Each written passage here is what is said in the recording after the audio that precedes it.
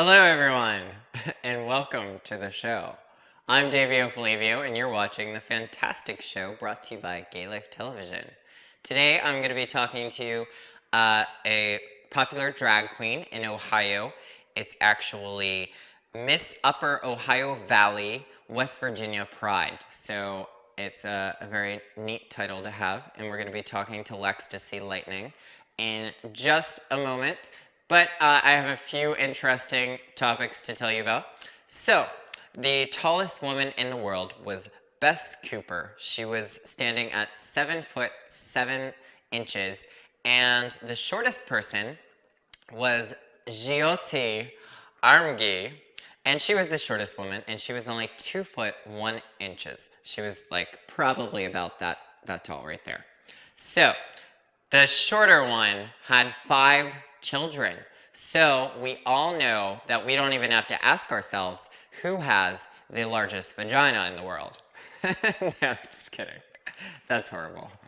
Okay, so 10 facts about America's gays that you probably didn't know. So, number 1, 9 million LGBT people live in the US, 3.8% of the adult population.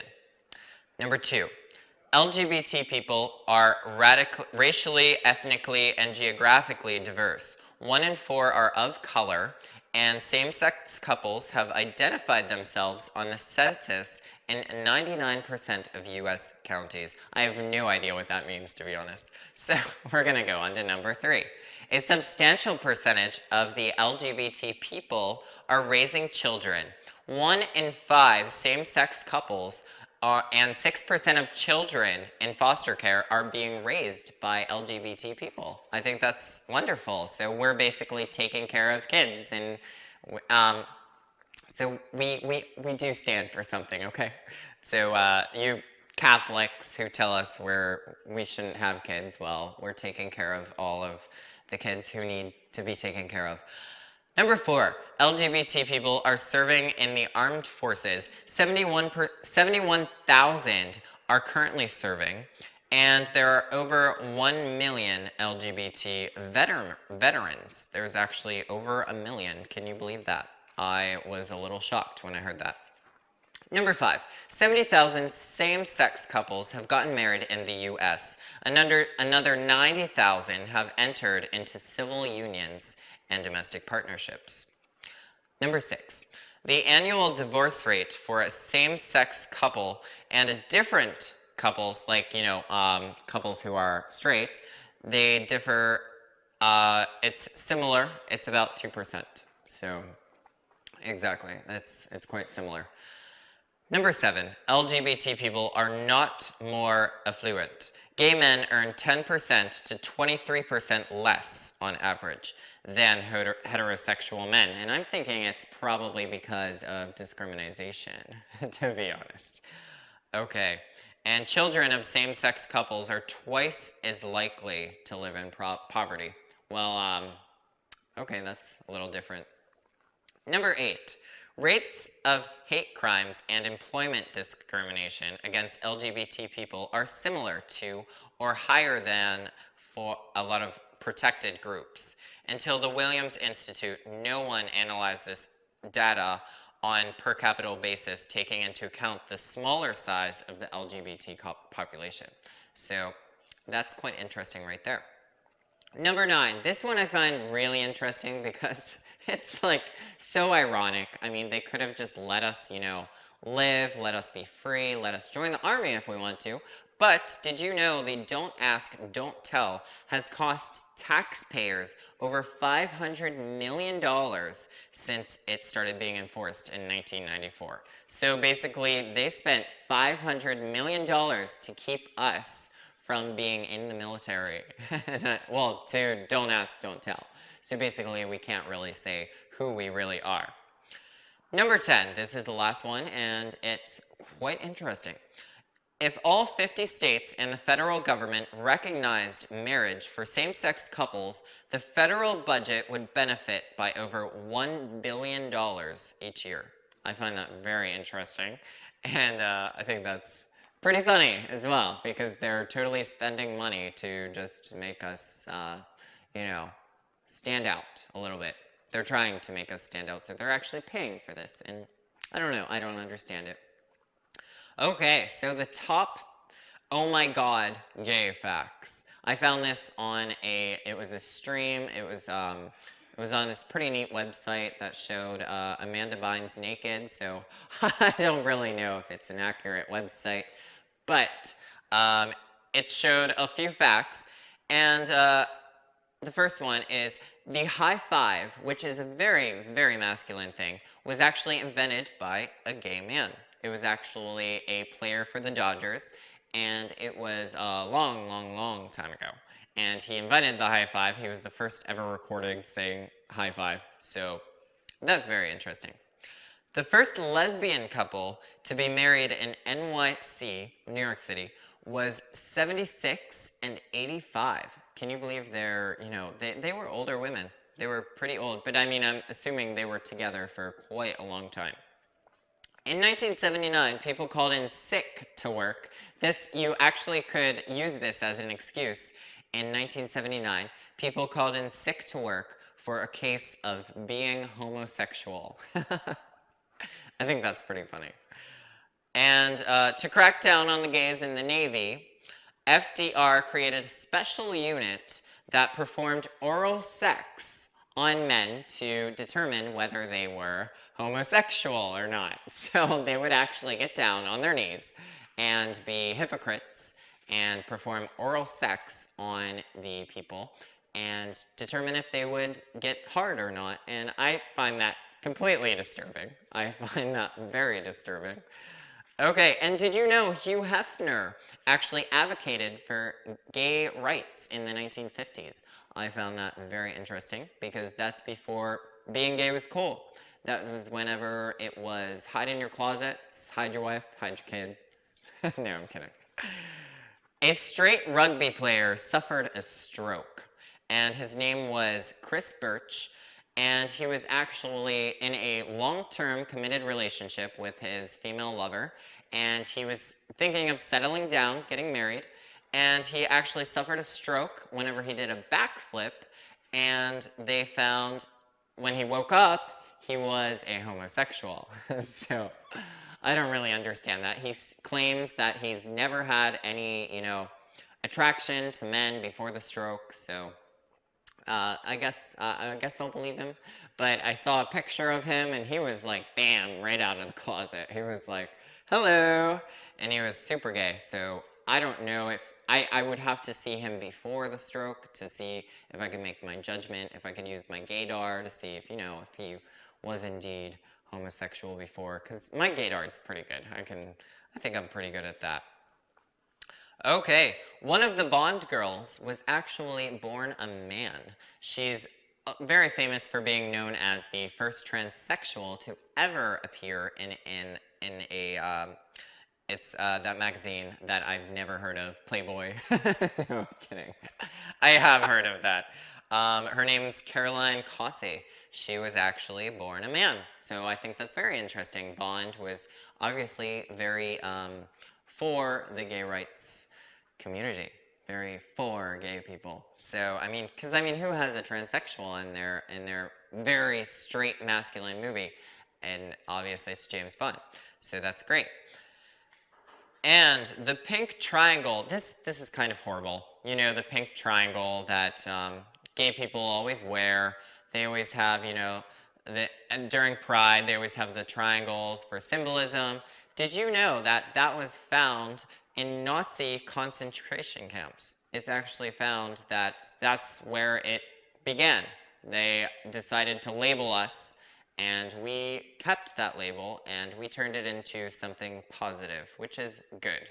I think we did a fair job and turning it into a positive thing, which is great. Okay, and the last one.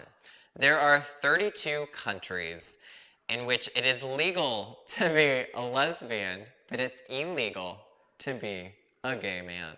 So I find that very interesting. There was a list of the countries, but they all ended in can or something crazy.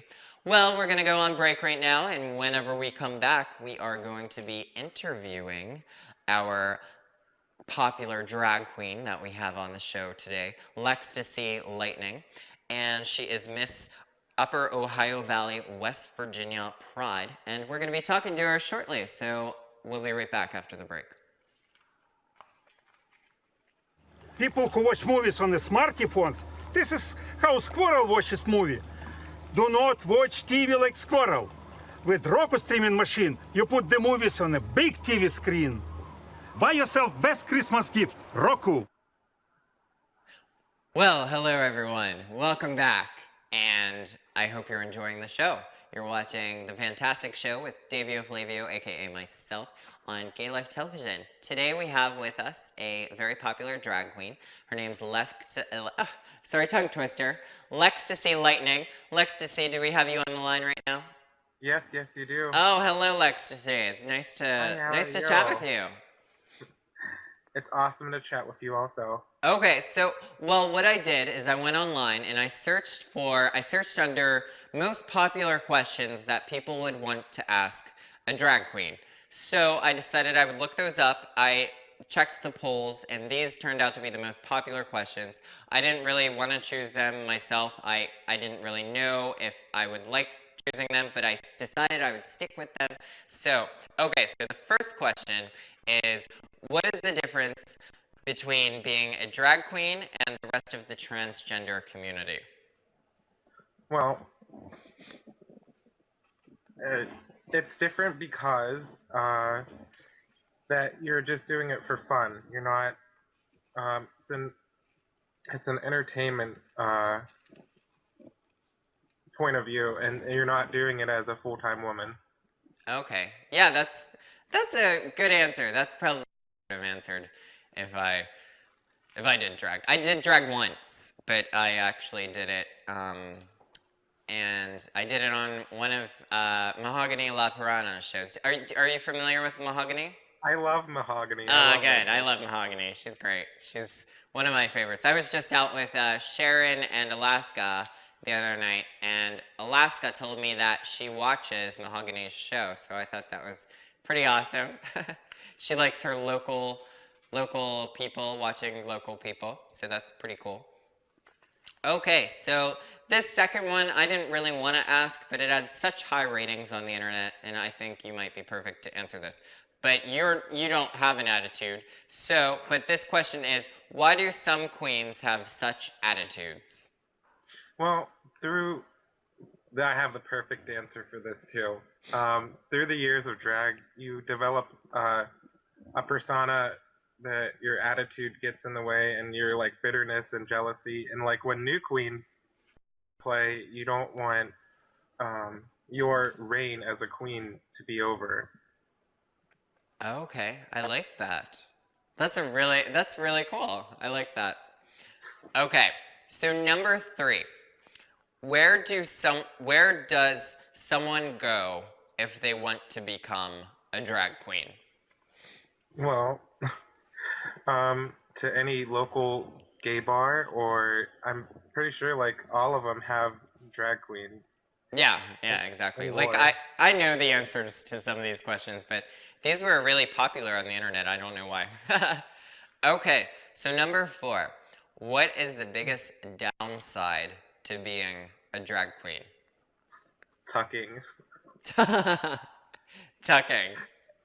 I think that would be difficult. That would be really difficult. Is there like a certain tape, or do you use a tape? No, I don't use tape. Oh, okay. I use a gaff. A gap. A gaff. It's like this special kind of underwear where it hides all your junk. Oh, wow. That's really cool. Maybe I'll have to order one on Amazon and try it. I'll just show all the viewers how to tuck with a gap. That would be pretty fun, actually. Excuse me. I'm still coming over a cough because there is so much snow outside right now, and I thought I was gonna die the other night. Stranded in the snow. Okay, so number 5. How much do drag queens make? How much can they make? Like just a typical drag queen. A typical, like, not that's, like, it's not spent on TV or anything. Yeah, yeah.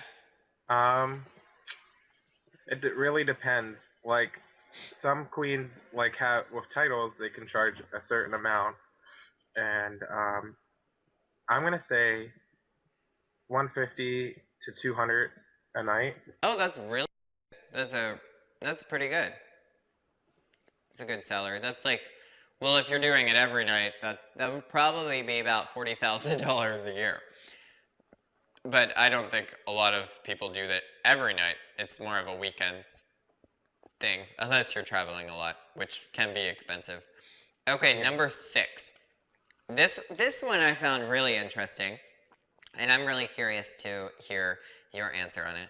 Okay, so do you think it is harder being a drag queen or a drag king? That's kind of a difficult question because, like, either way, you have to transform your body. So, like, being a drag queen, there's a lot more work than being a drag king. Like, I've worked with a couple in Pittsburgh.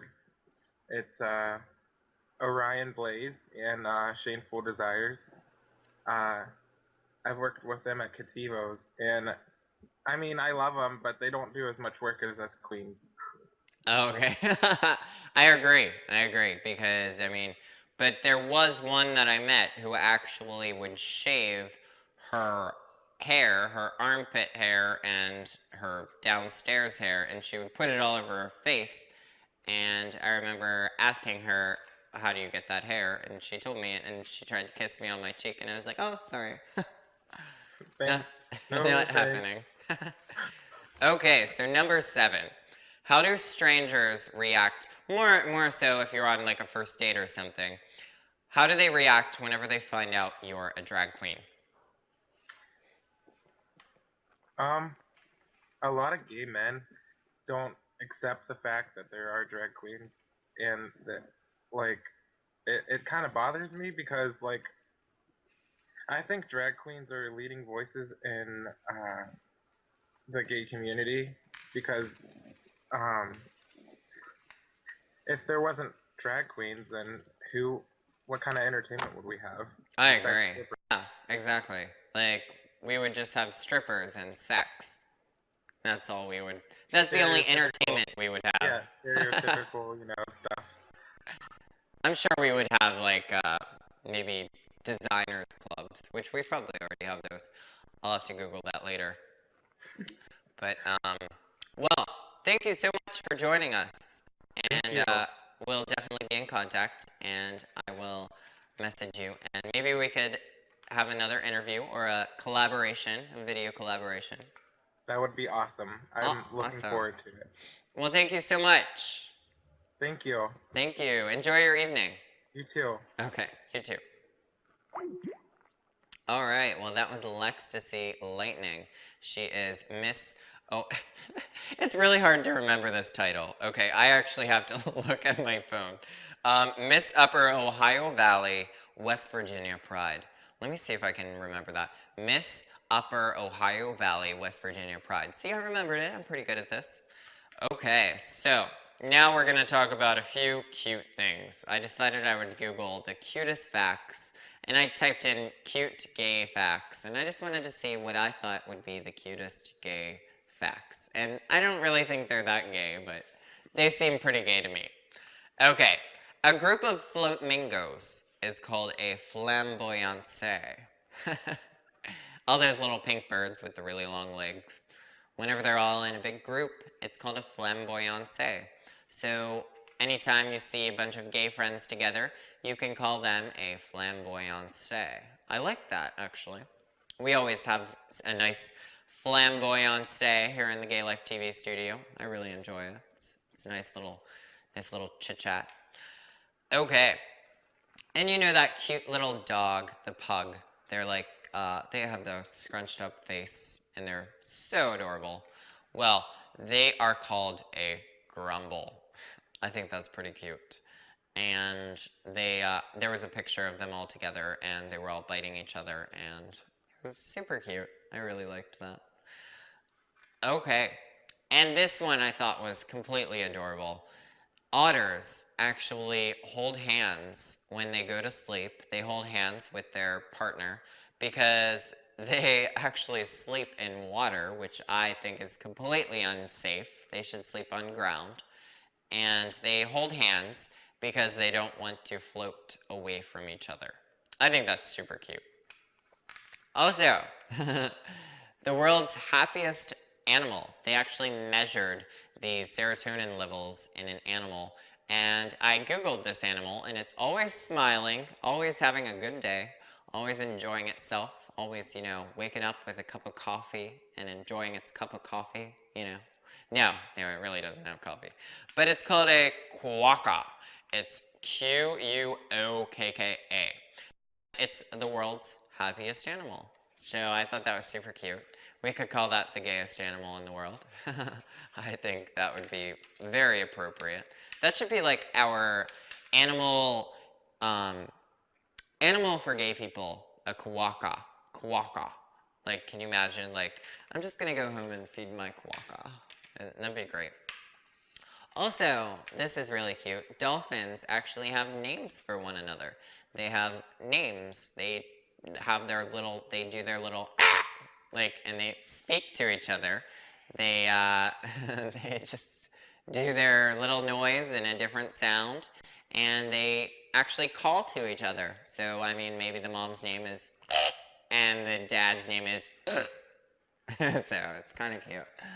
So, yeah, and scientists have listened to that, and they actually realized that they all have, different levels of sound. So that's really cool.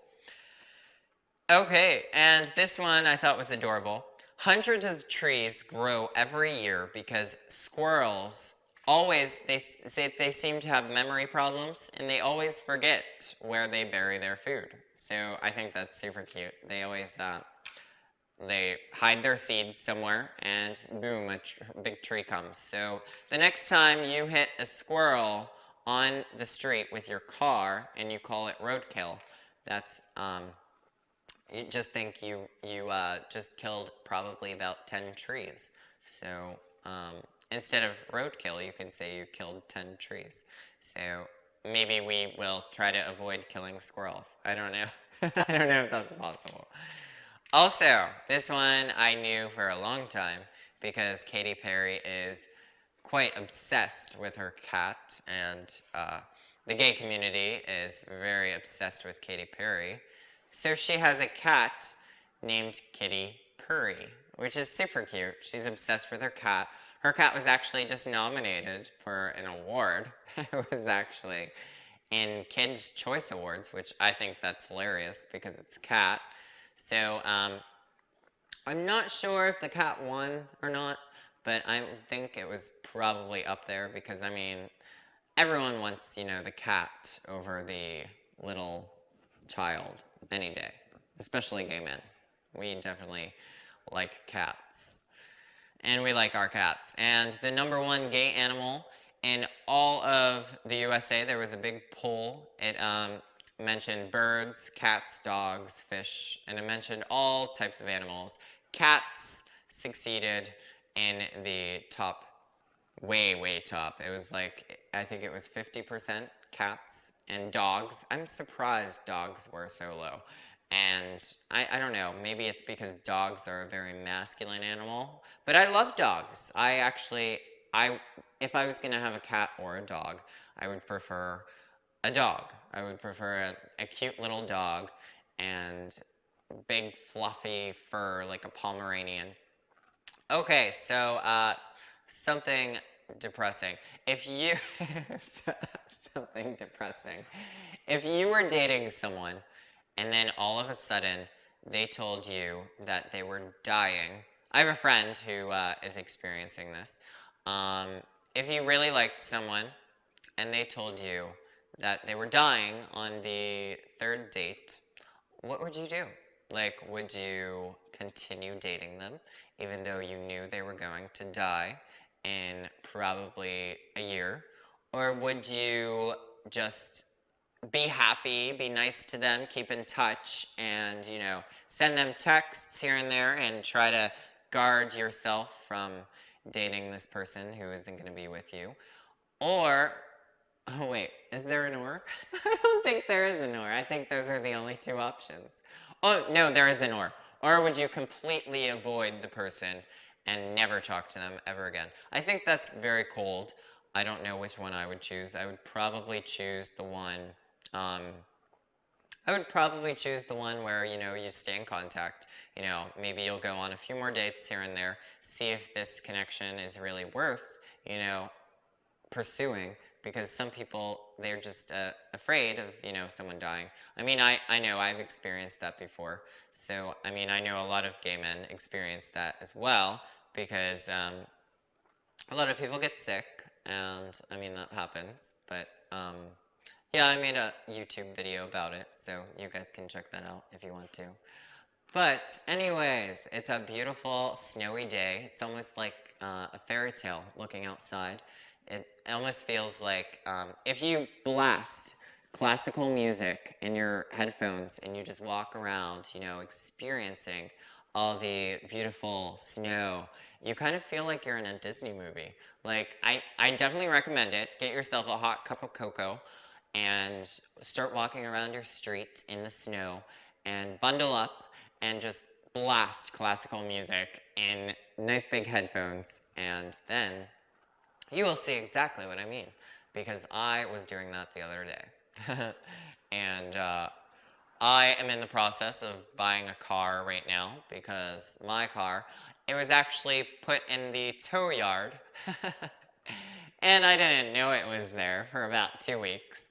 And who knew they charged like $200 a day. So basically, by the time I went to go and get my car, it was more to get it out than I actually, you know, than the car was worth. So I was just thinking, wow, what a complete waste of money. So I am saving, and well, I have saved, and I am planning on buying a car because it's freezing outside, and I know public transportation, you can't trust it all the time. I mean, I know there's applications to help you understand it more, but you cannot trust it. You just can't trust it.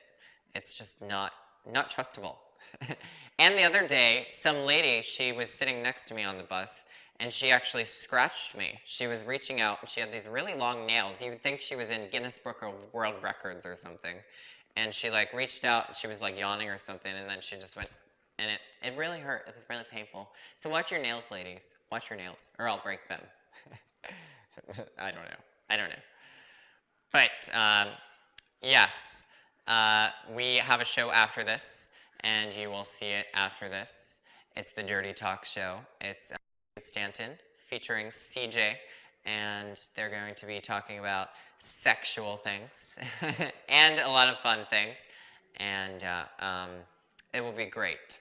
Well, thank you so much, everyone, for watching. Thank you, Roku. Thank you, MondoClub.com. And thank you, Justin.tv. And if you would ever like to call in one of the shows, you can always call in. Well, you have to call in at 8 p.m. Eastern Standard Time on Wednesday if you want to call in my show. It's 412. Oh my goodness, I almost gave out my real number.